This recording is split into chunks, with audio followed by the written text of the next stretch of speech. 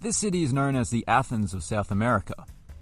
I don't know why, and I can't be bothered to look it up, because we're here for the stadiums and arenas of Bogota, Colombia.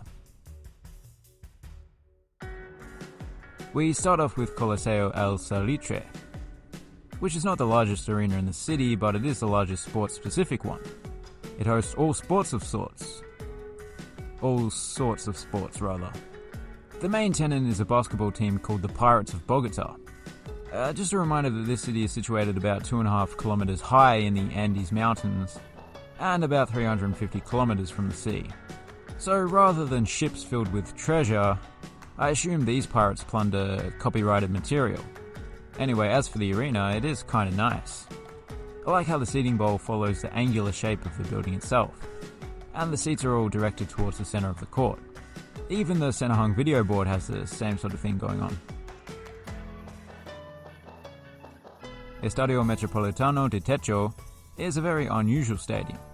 But if you've watched the channel for a while, you probably noticed that I usually use unusual as a compliment, rather than an insult. The reason I call this one unusual is the peculiar assortment of stands. On one side, the seating is fairly new and purpose-built for football, and then over on the other side, the stands are much older, and they were actually built for the purpose of horse racing. This was formerly a race course. Back then, it hosted no football at all. But in 2015, it broke the world record for the most official professional football matches held in a year, about one every 4 days on average, and that's including the off-season. One thing I found to be a little ironic is that Techo means roof, yet half of the seating lacks a roof, but then again, it has more roof coverage than the biggest stadium in town, that being Estadio El Campin. Campin means camping. You guess that name because the land on which the stadium was built used to be a park that was often used for medieval battle reenactments.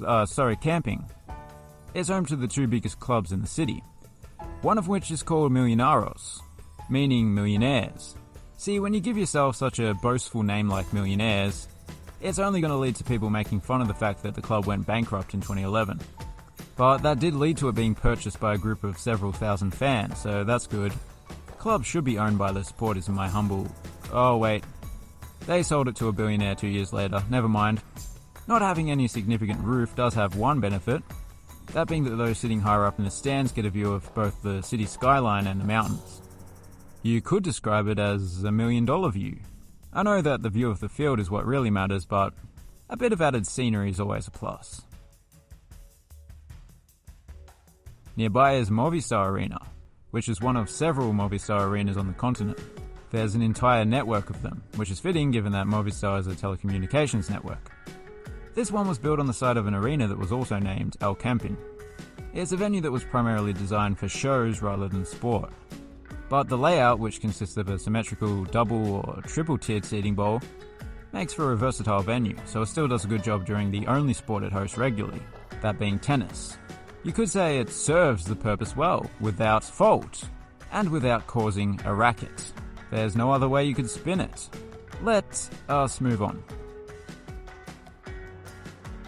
Situated on the campus of the National University of Colombia is Estadio Alfonso Lopez Pumareo.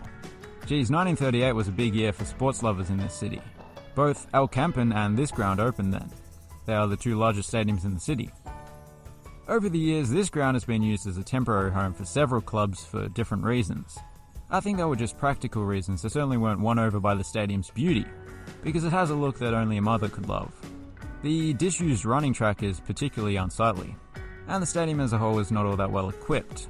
A lot of the capacity is coming from backless wooden benches, and unlike El Campin, there's not much of a view beyond the stands.